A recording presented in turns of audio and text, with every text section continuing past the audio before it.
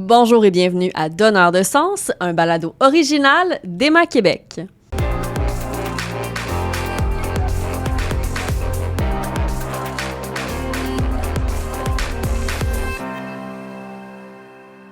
Mon nom est Camille Lemay et j'ai le plaisir d'animer cet épisode de balado avec mon collègue Henrio Grubissa. Henrio, bonjour! Bonjour Camille, vraiment heureux, encore une fois, ça arrête plus, les bons sujets, on en a un autre aujourd'hui. Oui, et encore une fois, comme tu dis, on va aujourd'hui répondre aux questions les plus souvent posées par rapport à un de nos secteurs d'activité à Emma Québec. Et aujourd'hui, on parle de sang rare. Et pas avec n'importe qui, avec la spécialiste principale en immunologie érythrocytaire à Emma Québec, et j'ai nommé Jessica Constanzo-Yanez. Bonjour Jessica. Bonjour. Jessica, tu fais partie de l'équipe du laboratoire de référence d'Emma Québec. Donc, c'est un laboratoire ultra spécialisé qui fait entre autres des analyses sanguines poussées. Aujourd'hui, on parle de sang rare. Donc, comme Mario, tu disais, on a la bonne personne avec nous pour en parler. Quand on parle de sang rare, j'ai l'impression que la question qui vient avant ça, c'est « mais il existe combien de groupes sanguins pour qu'on parle ici de sang rare? » C'est la question qu'on est allé poser en Vox Pop à des étudiants universitaires. On va aller voir, avant de commencer notre discussion, qu'est-ce qu'ils avaient à dire à ce sujet-là. Êtes-vous en mesure de me dire combien il y a de groupes sanguins? Il y en a 6, mais fois 2 pour plus ou moins, fait que 12. Je dirais 4. 4.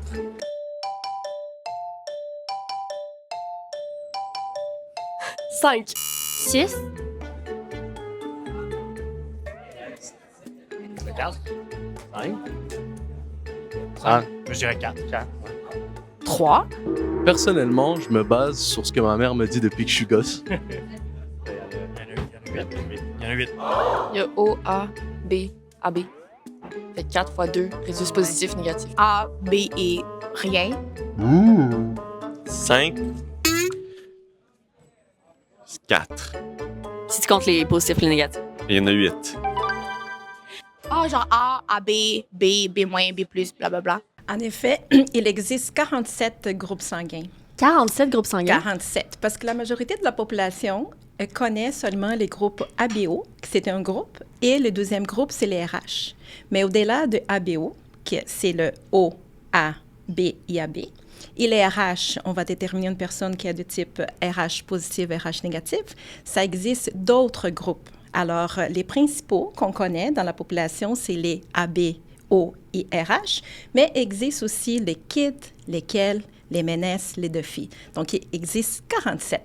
Donc, 47 façons de classifier les groupes sanguins? C'est ça, 47. Oui, Mais 47. pour préciser, Jessica, est-ce qu'une personne, donc je suis par exemple A positif, Oui. les personnes qui ont le groupe sanguin que tu mentionnes ne sont donc pas A, ils sont... Mais ils peuvent être A, OK. exemple A, RH positif. Oui. Mais si on prend les groupes sanguins KEL, on peut être KEL positif, KEL négatif. Donc, on va aller jusqu'à 47. Oh, Donc, wow. la population connaît seulement 2, mais ça existe 47. Ce serait lequel le groupe sanguin le plus rare? Les plus rares, c'est qu'on appelle les RH nuls. C'est quoi RH nul? RH nul, ça veut dire qu'au niveau du système RH, tous les antigènes sont absents. Donc, c'est un sang extrêmement rare qui existe seulement environ 50 personnes au monde. Donc, en fait, dès qu'on trouve une personne qui est RH nul, c'est comme gagner au loto parce que c'est extrêmement rare. Et peut-être reparler des antigènes, quand on dit positif, négatif, c'est quoi avoir des antigènes positifs ou négatifs? En fait, pour les antigènes positifs, ça veut dire qu'on va dire que si lui est absent au présent. Comme exemple, ça dévie un peu dans la définition de c'est quoi un sang rare. Donc, les sangs rares, la définition est la présence ou l'absence de l'antigène qui est réparti dans la population pour un certain groupe. Donc, la définition d'un sang rare, c'est vraiment un sang qui se retrouve chez moins de, je pense, c'est une personne sur 1000. Une personne sur 1000, oui. Puis si on prend, là, ça c'est parce que souvent quand on posait la question aussi, c'est quoi le groupe sanguin le plus rare aux gens qu'on est allé sonder, la réponse c'était souvent O négatif. Parce qu'on entend souvent qu'on a besoin de sang de O négatif. Est-ce qu'on pourrait dire que le groupe O négatif est un sang rare? Non. Parce que en fait, pourquoi que la population pense que les RH négatifs, les O négatifs est rare? À cause de la fréquence de la population. Mais pour avoir un exemple, la fréquence d'être O négatif, c'est seulement 7% de la population. Ce qui n'est pas beaucoup. Oui, ce n'est pas beaucoup, mais tandis pour trouver quelqu'un qui est en sang rare, c'est 1 sur 1000. Donc, vous voyez, c'est pour ça que les O négatifs n'est pas reconnu comme au sang rare. Parce que dans les groupes sanguins qu'on connaît, il y a le O négatif, qui est de 7%. Oui. Il y a le AB négatif, qui est de 0,5%. Oui. Et Oui. les sangs rares, on Oui. parle alors de 0,1%. 0,1%. Oui, donc c'est encore plus rare. Et ce qui est intéressant dans les sangs rares, qu'il est beaucoup lié avec les groupes ethniques d'une personne. OK. Alors, qu'est-ce qui fait en sorte que, dépendamment d'où vient l'individu, il y a plus de chances de trouver un sang rare? Par exemple, les gens qui ont l'ascendance africaine, on a plus de chances de trouver de sang rare dans cette population. Dans la population hispanique, comme la mienne, parce que je suis d'origine hispanique, on peut trouver un type de sang rare dans ma population. Donc, c'est là l'importance de la diversité parmi nos donneurs de sang. Plus on a une diversité, plus qu'on a des chances de trouver un sang rare. Parce que, rappelons-le, le groupe sanguin, c'est héréditaire. C'est héréditaire, oui. Donc, exemple, quand une personne est trouvée avec un sang rare, c'est intéressant de faire l'étude familiale parce qu'on a une chance de 1 sur 4 de trouver quelqu'un qui a les mêmes sangs rares que la personne qui a été trouvée. Puis là, tu disais, quand on trouve qu'une personne a un sang rare, donc ça veut dire qu'une personne qui a un sang rare, ça ne se voit pas nécessairement. Comment est-ce qu'on sait si on a un sang rare? En fait, à IMA Québec, nous effectuons des analyses et aussi une personne, quand il va avoir, exemple, une chirurgie ou a besoin d'une transfusion ou une femme qui est enceinte, il y a des analyses qui sont effectuées à la Banque de sang. Et parmi ces analyses, on peut trouver par hasard quelqu'un qui a un sang rare. Et c'est là qui vient l'importance de notre laboratoire de référence. Parce que parmi les analyses qui sont faites à la Banque des sangs, ils ont quand même une limite pour identifier une personne qui a un sang rare. Donc, à ce moment-là, les analyses, les échantillons du patient sont envoyés à IMA Québec. Donc, ça, on va dire pour un patient. Pour un donneur à IMA Québec, on fait des tests. Et parmi ces tests, on peut trouver quelqu'un qui a un sang rare. Donc, en fait, l'identification d'un sang rare, c'est vraiment par hasard qu'on peut trouver quelqu'un qui a un sang rare. Donc, par exemple, si, puis là, tantôt, tu mentionnais aussi qu'il y avait un facteur héréditaire. Donc, si dans ma famille, un frère, une sœur se fait identifier un sang rare, je pourrais, par exemple, aller me faire tester. Et à ce moment-là, c'est là que c'est important que je devienne donneuse aussi, pour que si jamais mon frère, ma sœur a besoin d'un don de sang, on en ait en banque. Oui, c'est bien ça. C'est là l'importance qu'on trouve une personne qui a un sang rare, c'est de faire l'étude familiale. Donc, il y a une approche qui est faite avec la personne afin effectivement de prélever des échantillons et aussi on évite que la personne donne du sang afin de pouvoir tester et d'aller chercher vraiment les groupes sanguins qui ça nous intéresse. Donc, à IMA Québec, nous avons une banque très diversifiée au niveau de les types de sang rares. Donc, c'est sûr qu'il y a la beauté que nous avons ici au Québec, on peut dire, comme on a une représentation assez importante de l'immigration, fait en sorte que notre banque aussi est plus riche. Et c'est pour ça aussi qu'on met en place des outils pour pouvoir analyser les donneurs, pour pouvoir augmenter plus en plus notre banque. Donc, on a des gens partout ici, donc on a quand même une richesse, mais on n'en a pas de RH nul.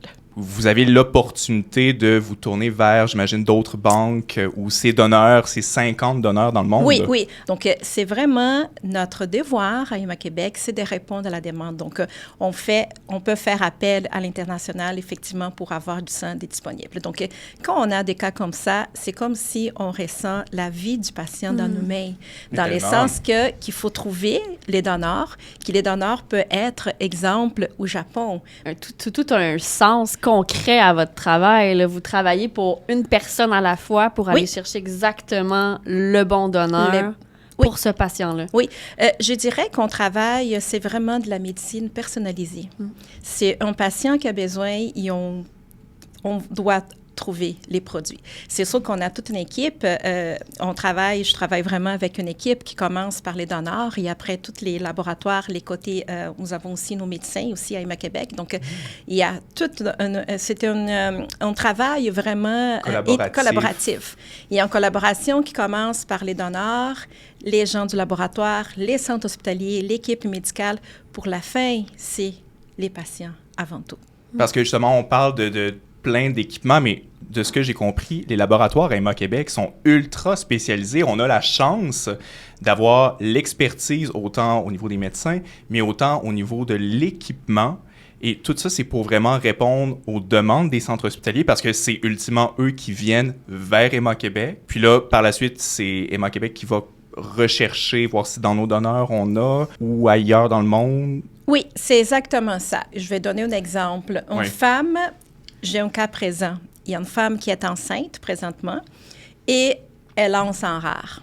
Donc, les médecins qui suivent la patiente nous a dit, nous avons besoin de 2 unités disponibles lors de son accouchement parce que tout ça, ça va être une évaluation pour vérifier est-ce que la patiente a un risque d'avoir besoin d'une transfusion. Donc, on doit donner selon son sang rare.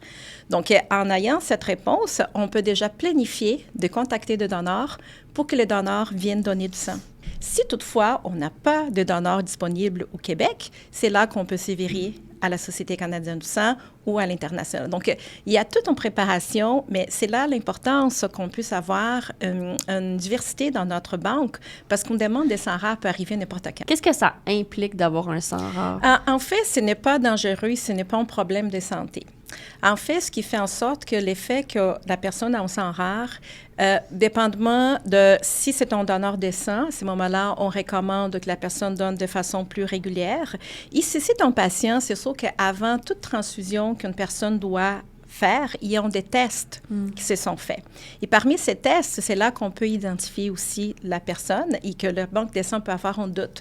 Mais ce n'est pas avoir un problème de santé. C'est pas une maladie. Non, ce n'est pas une maladie. C'est au contraire, je pense qu'avoir un sang rare, c'est une façon de contribuer avec d'autres personnes qui ont les mêmes sangs rares et de se sentir unique. Parce que ton sang peut faire toute la différence dans la vie d'une personne. Écoute, je vois pas de meilleure façon de terminer cet épisode. Je pense que c'était une finale très inspirante, Jessica. Vraiment, ici, il y a des gens qui ont encore des questions, ils veulent en apprendre davantage. Il y a une page vraiment dédiée au sang rare sur le site web d'Emma Québec. On invite les gens à aller la consulter. Et Jessica Constanzo Yanes, nous rappelons que tu es spécialiste principale en immunologie érythrocytaire à Emma Québec. Merci beaucoup. Merci d'avoir été là. Merci beaucoup.